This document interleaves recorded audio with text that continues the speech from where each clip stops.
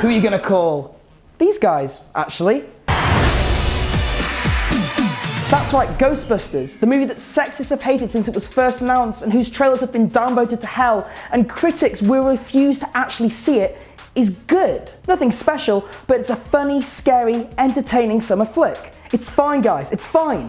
I'm Alex from Whatculture.com and here are 6 ups and 4 downs from Ghostbusters 2016. First the ups. Number 6, the recasting works. Tackling the major issue head on, the new Busters are good. They fit the broad archetypes of the original, but they bring enough new stuff to be memorable by themselves.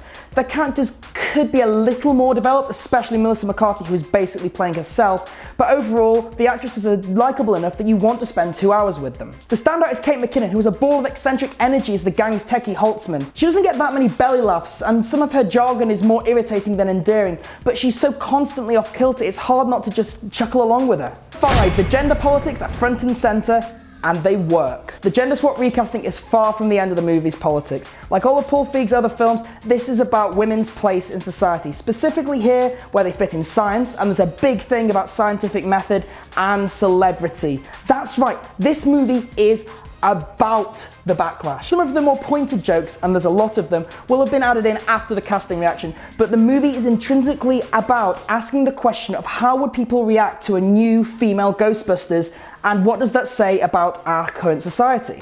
I mean, that's kind of smart when you think about it. So I don't know if it was a race thing or a lady thing, but I'm mad as hell. Number 4, it's really dealing with bullying. For all the gender stuff though, Ghostbusters is about something more universal. It's about how we deal with bullying and about not being afraid of who you are. Both Kristen Wiig's Aaron Gilbert and the movie's villain were bullied for believing in ghosts growing up, but chose to deal with it in adulthood in 2 different ways. He let it feed resentment and used it to plot a scheme against all those who wronged him, whereas she embraces what makes her unique over the course of the movie. That's again got a bit of a parallel to the whole backlash, but it speaks of something bigger. It's all about inclusivity. Number 3, more jokes hit than miss.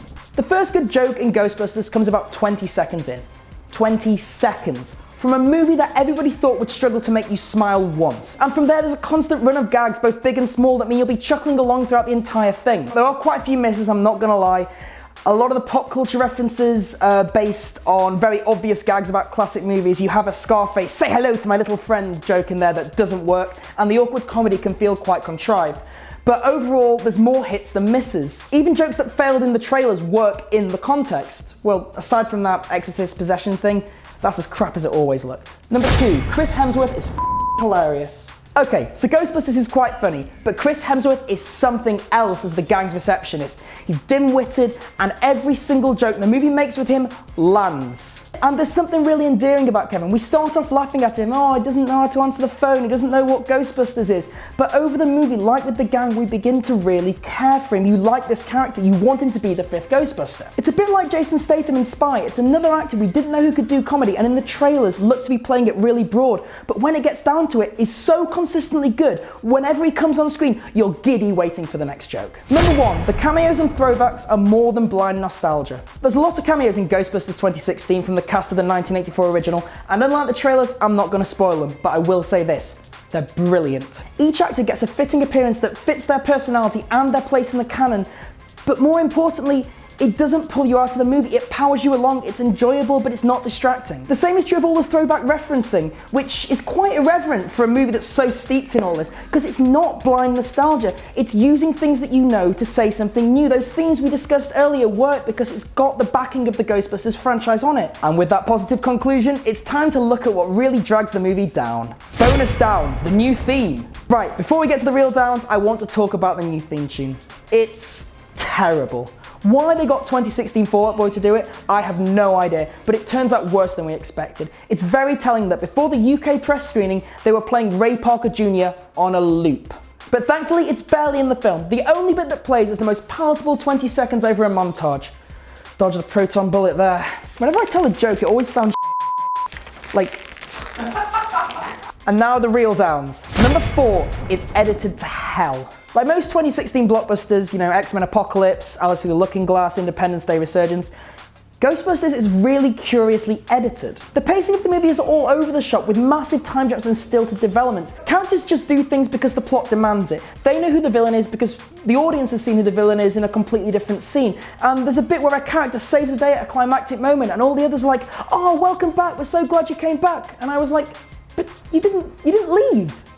Irritatingly, it really hits individual scenes as well, with entire beats just chopped to hell. That Exorcist scene is made all the worse because it just is so choppy and sporadic. At points it feels like we're watching a montage. You're not seeing full sequences, you're getting a taste of them. It's like with Batman v Superman. I almost feel like this movie was chopped down from something bigger, but it's 116 minutes, so that can't be the case, right?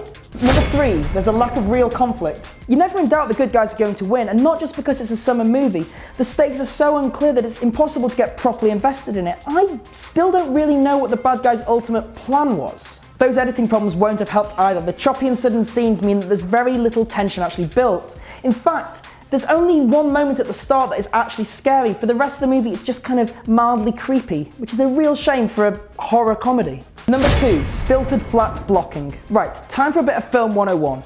Many scenes, particularly the early expository ones, are incredibly poorly blocked. You have these really big, interesting sets, but the actors just stand around in a line on the same spot the entire time while the camera just films them straight on or at right angles. It's very unengaging scene construction that makes the whole thing much harder to get into and really highlights some of the story's shortcomings. And I think this is because of the amount of improvisation in the film. The actors have the freedom to ad-lib all they want, but to do that, they need to make it easy for the cinematographer and stand still. And that's kind of fair enough, but these guys have been in big improv movies before. They should know how to do it better than this. Number 1, Slimer is unnecessary. Okay, wow, those last 3 downs were quite serious, weren't they? Let's end with something a bit more fun and something that'll probably be music to many detractors' ears. Slimer doesn't work. All the other references are nicely pitched, but this one is so obvious and so unfunny and so forced. Slimer just doesn't fit with the tone of this movie. And he really shouldn't be in there. I know you have to work him in, but not like this. And then you have the whole issue of Slimer's wife, which is just... how the f*** does that work? Look, I know you need to put Slimer in the film, but this is not the way to do it. It just doesn't work. So there's our review of Ghostbusters. What did you think? Are you excited for more, or do you think it's terrible sight unseen and that critics have been paid to say it's good? All non-sexist opinions down in the comments below. Be sure to subscribe for more great film content. You can follow me on Twitter here, and I'll see you soon.